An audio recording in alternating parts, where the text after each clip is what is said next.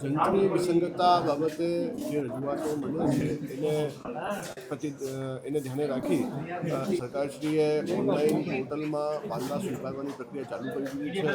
ત્યાં સુધી રાજકોટમાં લગભગ 200 જેટલા વાંદાઓ આવ્યા છે અને એની ઊંડાણપૂર્વક તપાસ કરવામાં આવી રહી છે. લોકોની માંગને જોતા હવે ઓફલાઈન વાંદા સ્વીકારવાનું પણ ચાલુ કરી દેવામાં આવ્યું છે. તાલુકા મામલતદારશ્રીની કચેરી, ડેપ્યુટી કલેક્ટરશ્રીની કચેરી અને કલેક્ટર કચેરીમાં આ વાંદાઓ રજૂ કરી શકાય છે અને ઓનલાઈન પણ વ્યવસ્થા ચાલુ છે.